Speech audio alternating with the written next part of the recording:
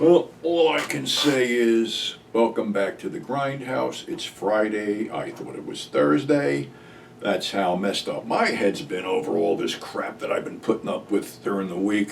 I'm just hoping that I can take the dog back to the vet Monday and get some of this shit resolved. I mean, this has been really a nightmare to deal with in certain areas. I can hear them barking now because the fucking mail is probably coming.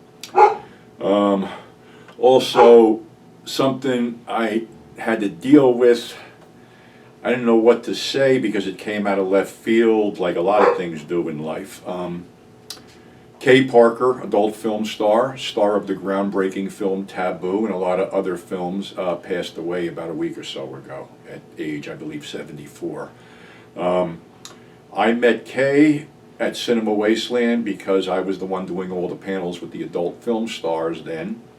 And Kay was extremely nice to me. This was right before I was going to lose, which wound up to be 18 inches of colon rather.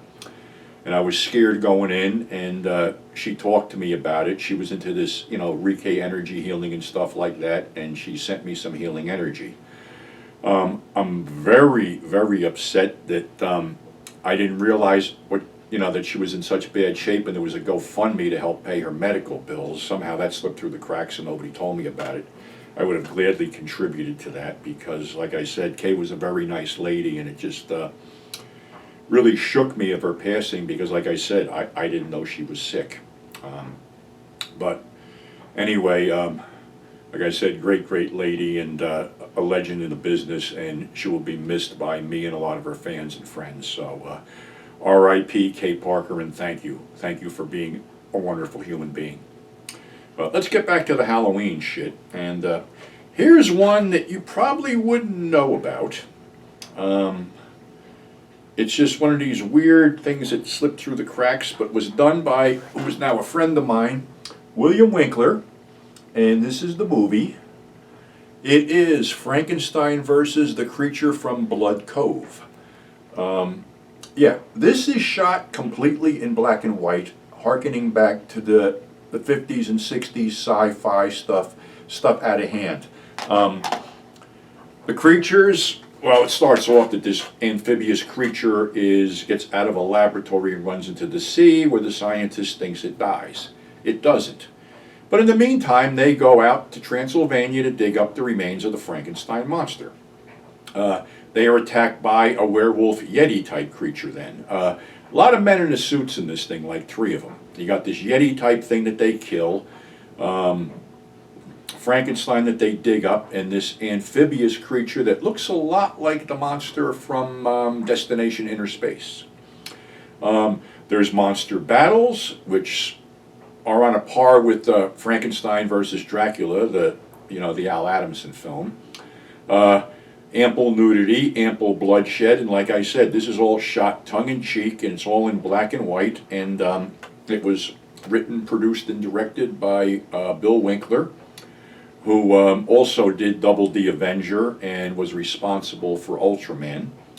And his father was Little Bobby Winkler, who was one of the original Little Rascals. So it's worth picking up. It may be on his website. You would have to go to www.williamwinklerproductions.com to get this. Again, Frankenstein versus the creature from Blood Cove. And maybe if you mention my name, he'll knock off shipping. I don't know. Bill's a good guy. We've been going back and forth with emails. He moved back to Jersey to take care of his mom. So he's a really good guy and another supporter of the channel and also Grindhouse Resurrection. So this little review may push the parameters of what I can get away with on YouTube, but something, maybe parameters were meant to be pushed. So here's the thing. I know the Corpse Grinders came out in '71. I'm not exactly sure when Ted came up with this scenario, Spend the Night in the Grave. This was Ted Michaels, of course.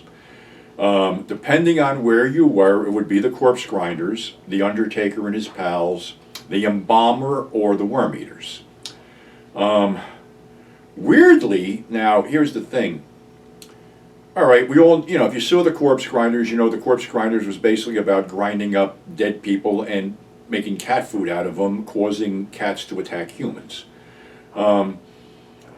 Ted thought this was a black comedy. You see, the whole thing was Ted wasn't really into blood and guts and gore. As a matter of fact, he turned down being interviewed by Fangoria because he told me, Pete, I'm not into gore. And the strange thing with The Undertaker and his pals was it's sort of like a weird black comedy, but I guess there was a lot of gore in it, which Ted removed.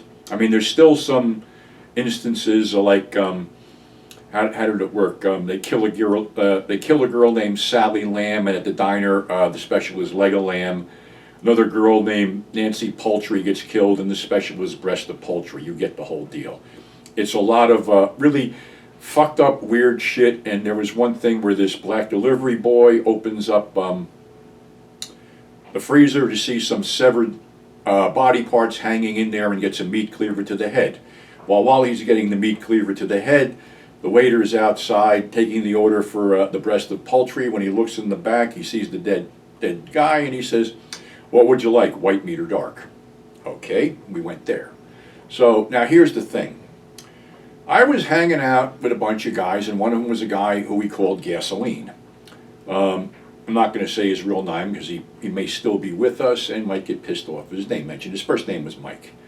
But to describe him, picture S. Clay Wilson's The Checkered Demon with an afro, because that's sort of what he looked like. He always had that weird smile on his face and always had his hair puffed out. And he was driving around in this Pontiac Ballbuster or whatever the fuck it was. Gas, like a lot of us, spent a lot of time in his vehicle. He took a lot of meals in his vehicle. Therefore, sometimes he had crusty food on him, but that was Gas. So he finds me and he goes, "Hey, what do you say we check out this Spend the Night in the Grave?" So we drive over to New York. I think it might have been playing at the Rialto. This is way before the Rialto switched to porn. I'm thinking it was the Rialto. I'm not 100% sure because Gas was also a weed dealer, and when you went out with Gas, you smoked your face off. So, okay, we go see, we're sitting through the Corpse Grinders, which basically I said, grinding up people, making cat food, then, the cats attack people and shit. And then The Undertaker and his pals, which was cool. And then we get to The Embalmer, which was really the retitled Monster of Venice.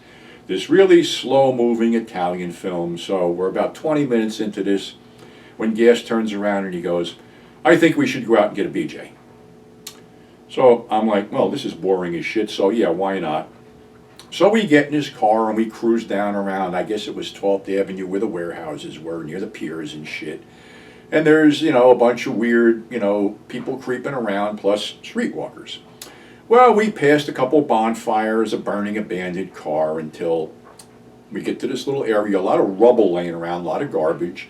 And there's this one skinny streetwalker hanging out, which Mike propositions.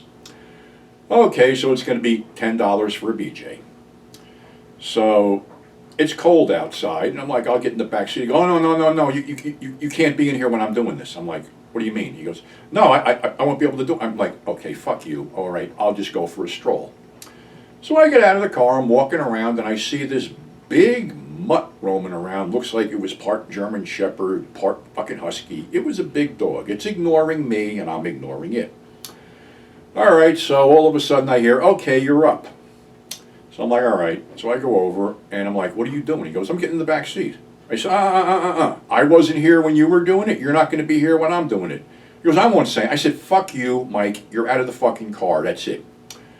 So I get in the car, and I'm talking to this chick who's like stoned out of her fucking mind, and she's telling me stories, and I'm like, why don't we just get to it?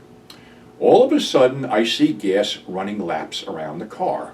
And I'm like, "What the fuck are you doing?" Then all of a sudden, he's on the windshield like this. His face is in the windshield. "Open the fucking door! Open the fucking door!" The dog is chasing him around the car. Now, the dog didn't bother me, so the only thing I can think of was because this asshole's such a slob, but he's got food remnants on his fucking jacket, the dog smelled food. So he gets in the back seat. Oh my God, I could have been killed." I'm like, "No, you couldn't have been. You weren't going to get killed. The dog didn't bother me. You must have pissed it off." In the meantime, the object of my affection has fallen asleep with her head in my lap. So Mike looks over and he goes, "What happened?" I go, "She fucking passed out. That's what happened." He goes, "What should we do?" I'm down. Maybe we should take her home, clean her up, send her to school, give her a career. I'm like, I'm going to drive up to the next fucking corner and let her ass out. That's what I'm going to do. So I drive up to the next corner, shake her awake. Luckily, I didn't pay her. And she looks at me, she goes, we going out? And I says, no, you're just going out of the car. Thank you very much. We're all done. Goodbye. Bang. And that was it. So that was sort of like, and it was in my first book, A Whole Bag of Crazy, Spend the Night in the Grave and Get a BJ. So if YouTube yokes me off for this, I guess I pushed the line. But anyway, something else I know people don't like it when I get fucking political and shit, but there's been too much rhetoric about ending Social Security and Medicare being thrown around by people who are in power now or are trying to get in power. Okay, number one, I took mine at 62, and it wasn't a hell of a lot, but I figured, let me get this because the rumblings are so strong that I really feel they're going to take it. The rumblings haven't ceased. Number one, this is not an entitlement as they are spitting out. We all paid into this with our payroll tax. And why you want to get rid of it, it's not a mystery. It's painfully apparent that if you get rid of, Medicaid and Social Security, you're probably going to kill off a third of the population because people depend on this shit. And if they got nothing coming in, they're going to fucking die. But obviously this means nothing to the people who want to be in power. And I've never ever seen such a psychotic bunch that want to just basically fuck the rest of us over. So all I'm saying is we paid for this shit, all right? It wasn't given to us. This isn't a handout. This was taken out of our fucking paychecks. And to tell us they're going to take it away from us, fuck you. That would be a really bad move because when you put people in the corner that got nothing to fucking lose, they're going to turn on your ass. So I would think long and hard about taking something away from us that we paid into. Be a different story if it was a fucking handout, which it isn't. So, all right, that's my little political rant for today. Whether you like it or not, I'm sorry, but it's just bugging me because I keep hearing this over and over again. And I'm hearing it from fucking people who are so out of touch with the American public, it's pathetic. But then again, what do I know? So, wish everybody a nice weekend. Supposed to get a little bit warmer here. I've been like in this damn house, freezing my ass off, taking care of dogs and dealing with my own fucking problems. So, be nice to maybe just chill for the weekend. So, in chilling, why don't you check out Frankenstein versus the creature from Blood Cove, or the Corpse Grinders, or the Undertaker and his pals, or just check out a really good horror movie for Halloween, the month of Halloween. So, till next time, I'd like to thank a bunch of people who were checking up on me and were concerned about me. I really appreciate it.